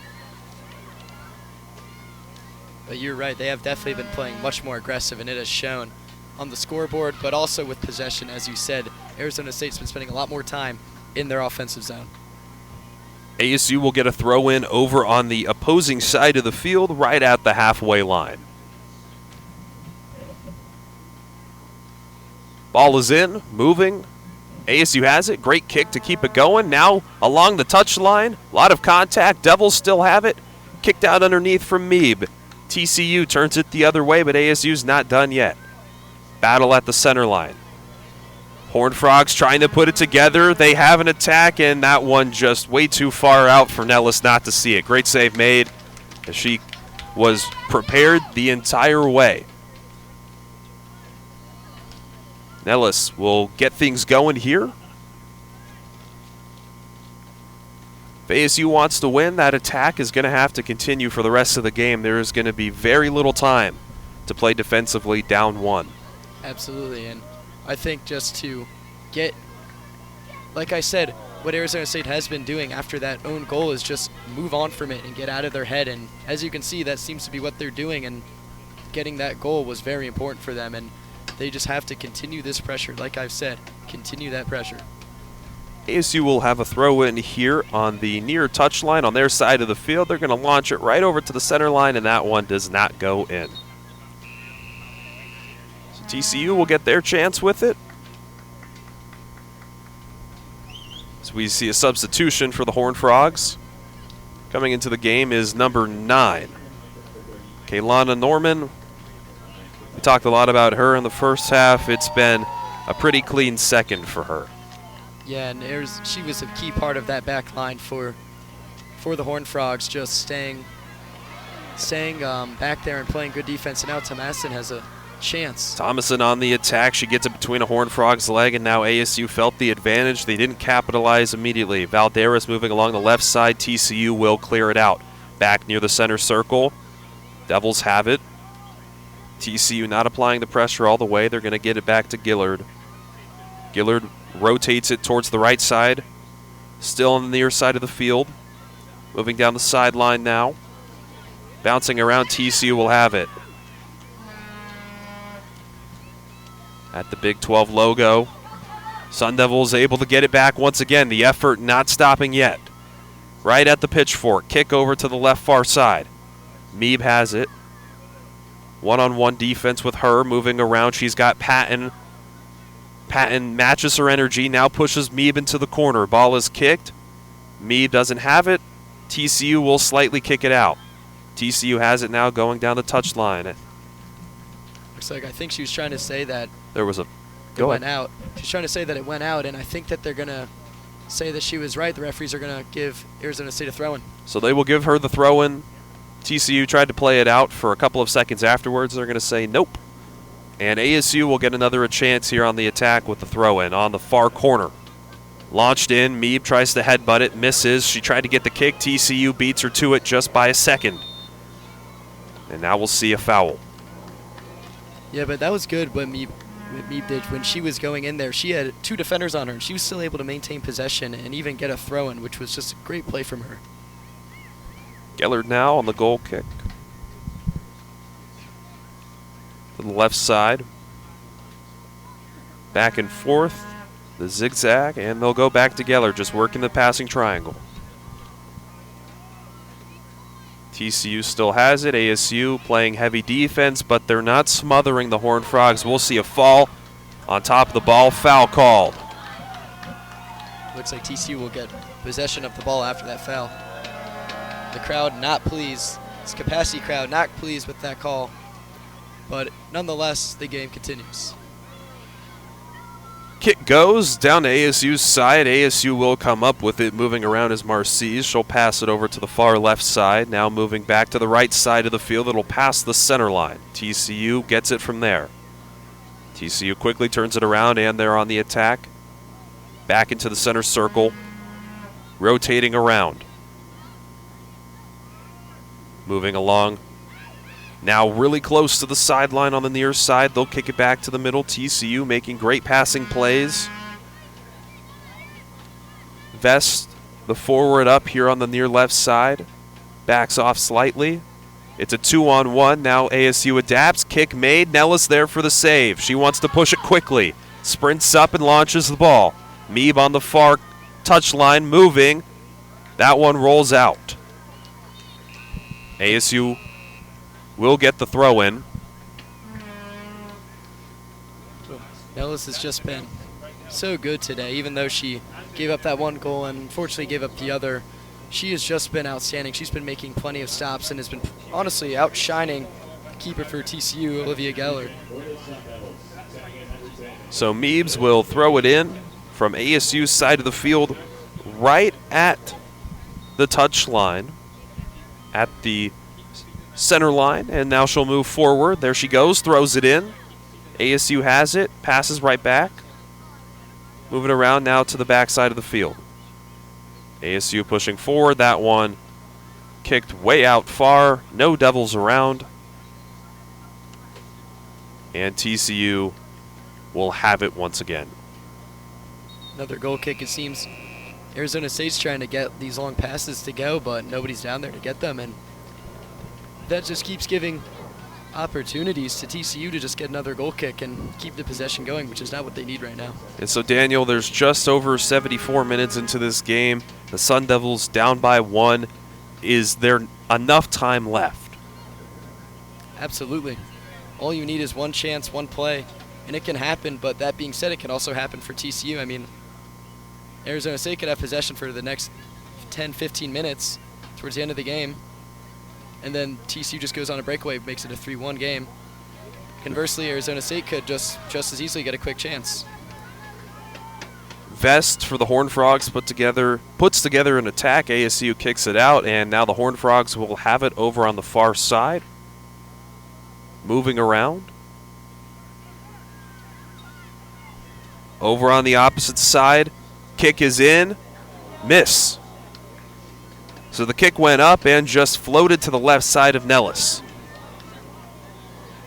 Ball spinning around. Kick misses again. That one taken from just outside the 6. And Daniel, you kind of had a reaction to that. What was going on down there that made you kind of squint like that? Well, for TCU number 33, Vest, she had a great move on there to nutmeg the Arizona State defender, put it between her legs, and make a great pass to her teammates who were unfortunately unable to convert, but she had a great play right there. And you just need people like that to make plays in a game sometimes. Castaigne booms it downfield now to Fuller, and a foul gets called. Fuller frustrated that the call comes on her, as it looked from our angle like Norman had jumped on top of Meeb. So TCU gets it, and ASU almost had an opportunity there if not for the foul. Yeah, and sometimes it's just how it is. Unfortunately, you step in the wrong spot, and now you're forced to make a play that you just know won't be good. Now a foul is called on TCU for getting in the way of the Arizona State player. And that is one of the drawbacks of such an aggressive play style. We've seen a lot more fouls here in the second half of this game. Very clean first half, to say for sure. No more bookings yet, no cards, unlike the yellow card that was issued earlier, but with the way it's been playing, I wouldn't be shocked if there was another booking on Arizona State or on TCU as well. Nellis will take the kick here from just outside the center circle, booms it towards the middle. ASU on the headbutt, rolls into the hands of Geller. That was a good save there. Just stayed calm and was able to collect the ball. Just header, unfortunately, not very strong ball off of it. It wasn't a very fast header, and she was just able to grab it. Grace Gillard, the one with the attempt, the 5'9" senior out of Bedford, England. She's been very noticeable today. She's been just all over the back line. She's been playing great defense, getting the plays started. She's been having a tremendous game. TCU now has it on the attack on ASU's side of the field. They'll kick it down, keeping it on the far side, moving around the 18. That one deflected. ASU still has it. We see contact. Looks like it was called a hand pass, or it went off the hand of a TCU player. So the ball takes a bounce off the body, hits the hands. ASU will have it after. Sent out. Headbutt brings it out, so TCU will have it in. Daniel, is that something that is going to – is that something that ASU is expecting? When they're sending it downfield like that, is she headbutting it, expecting somebody to be there to receive her pass? What is the strategy with that? Well, sometimes it depends. I mean, you need – obviously, hopefully you can get a chance, but sometimes if you have the opportunity, you take it. But other times, you're just looking to see if you can get an open man. TCU responded quickly. Shot on goal, bounces off to the right. But yeah, as I was saying, I mean, it all depends. If that kick was just a little bit closer to the goal, maybe you want the header. But if it fell further back like it did towards the top of the box, maybe you just want to tap it a little bit just so it can roll forward to another player with a little more speed who can just get an easy tap in. Gillard sends it downfield for the Sun Devils, flies past Valadares, and now TCU has it once again. Over on the far side, working left. TCU knows that this game is very close right now, and this is not a loss that they would be very happy having, so they're going to continue pushing it right up until the end, just like ASU. So a very competitive end to this game. This game does mean something to both teams playing it, so it's definitely not like TCU will give up. And with only about 11 minutes left in the second half, you have to wonder for Arizona State what the plan is soon, because they're running out of time. ASU has it just past the center line, now over on the near touch line. Meeb, great kick back. ASU still has it. She's going to throw it in. She'll actually switch. She looked like she wanted to throw it, and so she'll give it to Monk. Monk throws it in on the left side up near the center line. Gillard has it. Back to Izzy Monk. Moving, dancing, turns it around, has the attack. Kick is up. Geller was there for the save. Yeah, and even though she did make a nice save there were not really any Sun Devils that were in that vicinity that were able to get a header or any sort of offensive attempt on the goal. And so why do you think that is? Honestly, it's kind of hard to say. I mean, I think for the most part it had to just do with not being in position. A lot of the times you're not really sure what the play is for a throw-in. A lot of the times it's situational. So you have to kind of just play it by ear in that regard. We just passed 80 minutes here at the Sun Devil Soccer Stadium. If you're just tuning in, TCU leads 2-1. ASU trying to complete the comeback as they trailed 2-0 near the start of the second. A lot of attack happening at the arc. ASU comes out on top, and now we see one Sun Devil struggle to get to her feet. She will hobble off as the ball goes near the center circle, and we see a foul. TCU will have it. ASU not happy with the call. TCU pushing it, trying to set up an attack, working out near the far Big 12 logo. TCU looking, now at the arc, pushing around, kick is up and high. Send it down to the sideline for Brennan Bucher.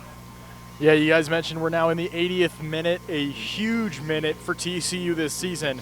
TCU has earned 5 victories this year with game-winning goals scored in the 80th minute or later. This team is clutch, ice in the veins, and of course it's going to take 2 ASU goals in the last 10 minutes to win this one, and this is a good TCU club when it matters the most. We appreciate that, and so with the odds of winning it very slim, the odds of tying it are going to be slightly higher. We talked a lot pregame about how even a tie will go a long way for ASU. Move slightly to the right, and she's there to make that stop.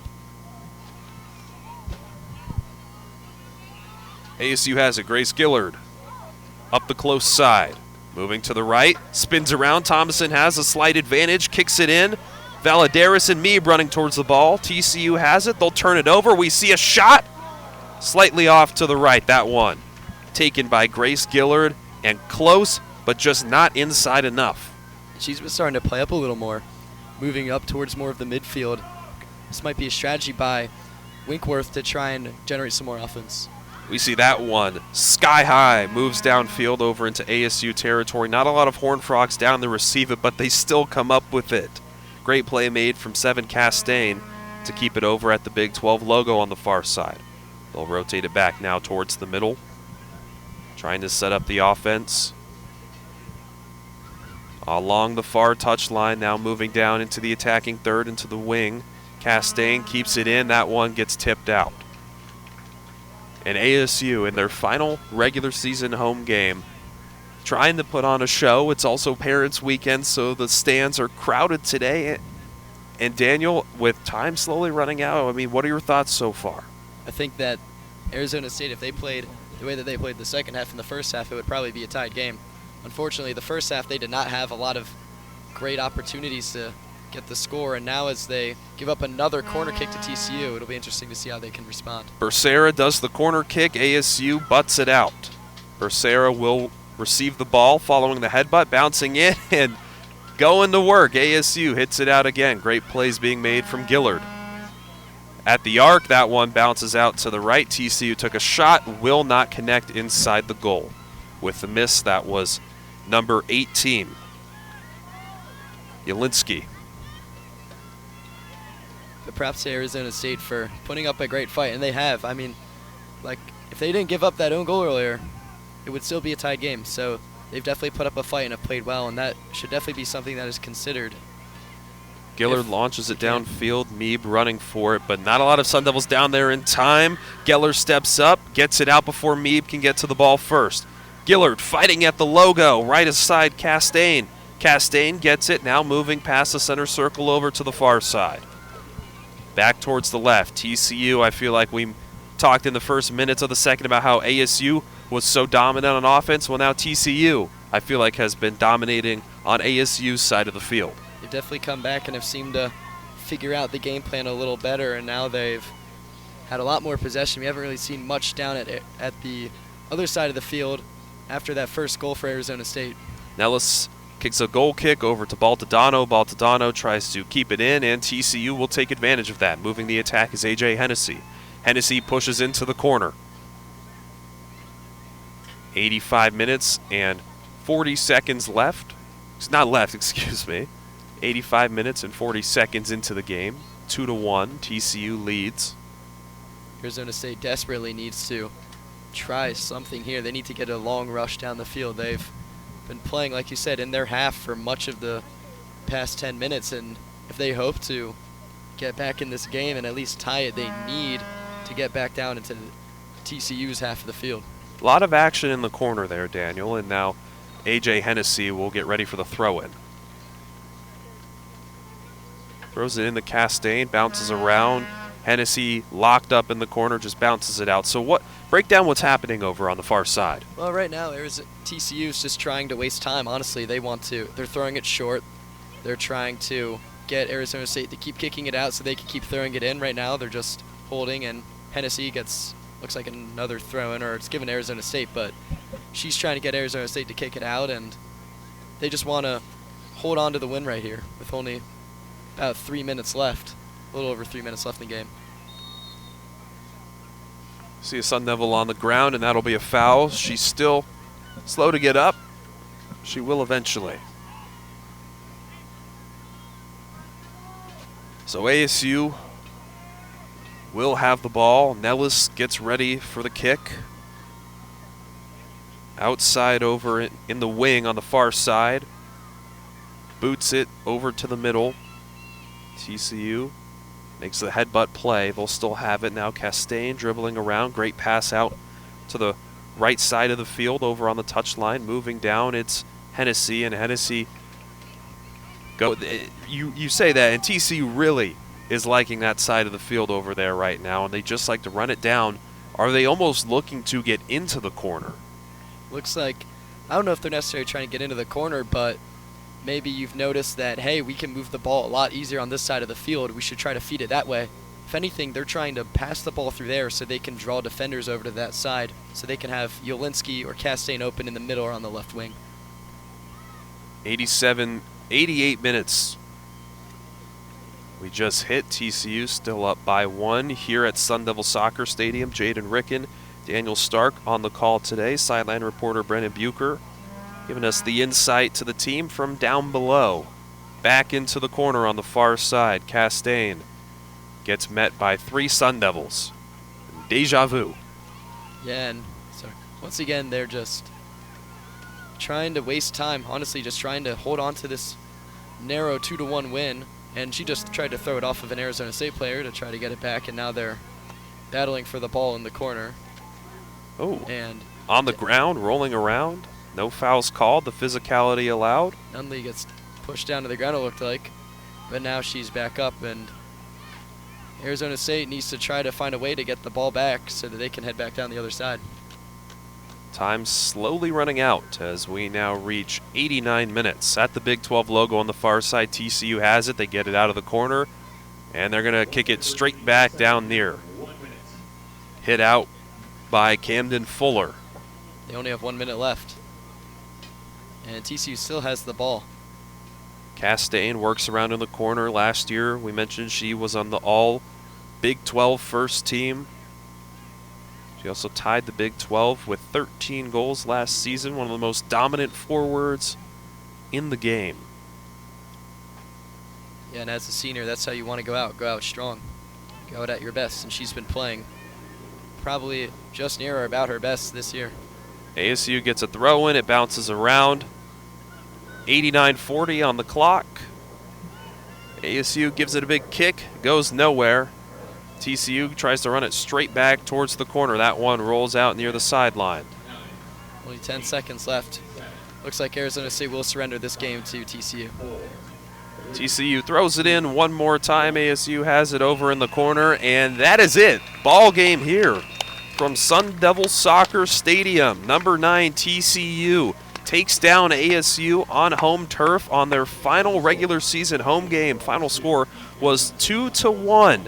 ASU made a great effort all throughout the game. Goal number 1 was scored by number 19 Morgan Brown for TCU near the end of half 1.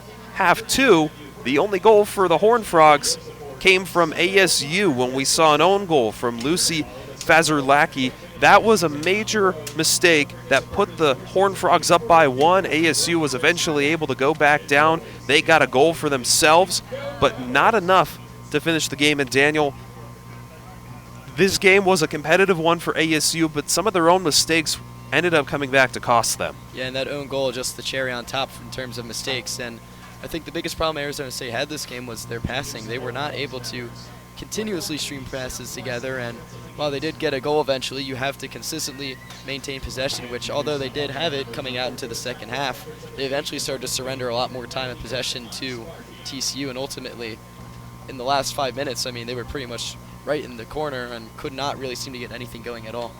So TCU moves to 14-2-1. The Sun Devils fall to 10-5-3.